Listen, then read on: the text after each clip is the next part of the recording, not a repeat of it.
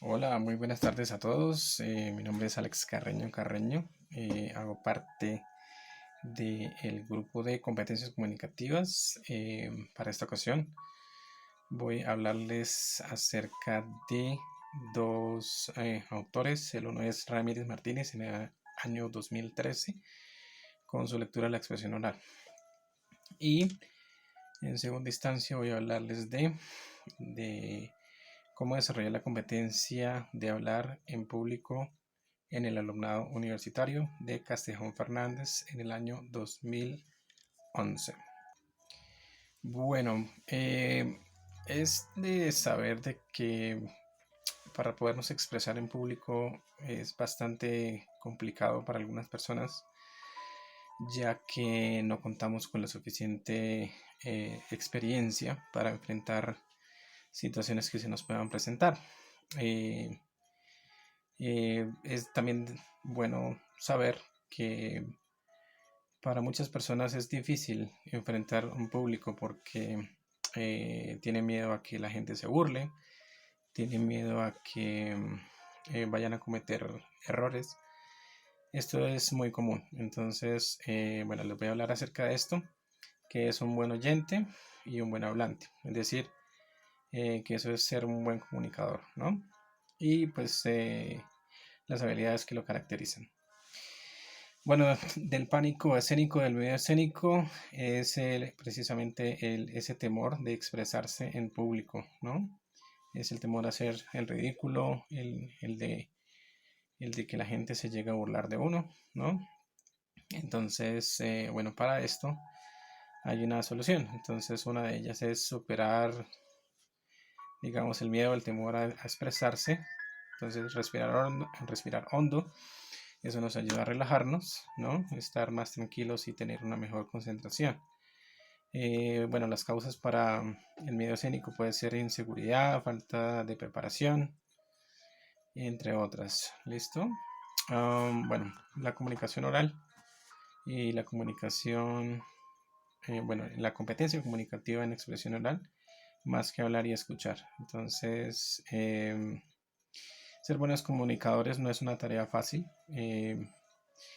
Ya que en ocasiones la persona que está dirigiéndose al público eh, puede que no exprese bien sus ideas, puede que no sea claro, puede que su pronunciación no sea buena, puede que las ideas que exprese no sean argumentadas, entre otras situaciones.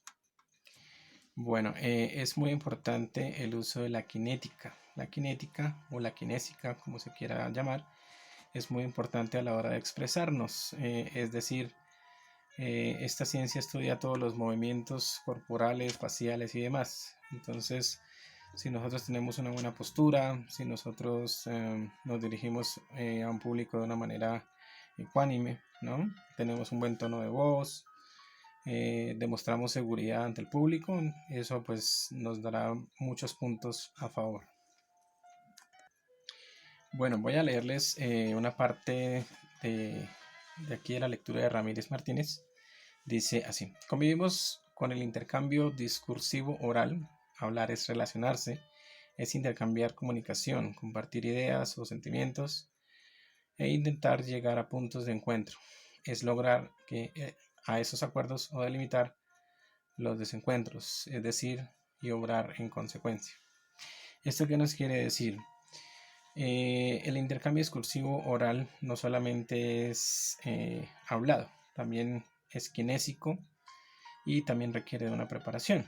Esta preparación previa pues obviamente conlleva a un buen resultado, ¿no? Entonces, digamos, para la persona que va a hacer una presentación oral, obviamente tiene que tener una preparación previa para poder realizarlo de la mejor manera posible. Es el caso, en este caso, bueno, en el caso mío, en el caso de mis compañeros, que pues también debieron preparar con antelación su presentación oral, ¿no? Yo creo que todos pasamos por este proceso.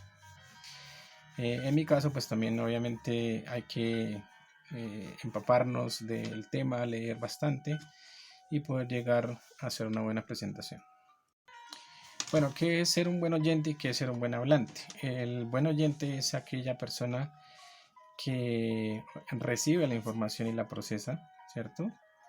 Y puede identificar claves o registros, ¿no? Tales como el humor, la seriedad, la ironía, la dulzura, el romanticismo, la tolerancia, entre otras, ¿cierto? Entonces, la persona que recibe la información pues puede llegar a procesarla de esta forma. El buen hablante pues tiene que demostrar una muy buena postura ante su público. Puede demostrar calidez, empatía, sintonía con su público y obviamente tiene que llegar a una conexión. A modo de preparación para una buena presentación puede ser tener en cuenta varios factores como la vestimenta, como la postura, ¿no? La mirada, los gestos, que favorezcan el intercambio mediante la generación de un clima de interacción comunicativa, ¿no? Puede ser muy grata, puede llegar a ser eficaz. ¿Cómo puede llegar a ser eficaz? Pues teniendo en cuenta todos esos factores anteriormente mencionados.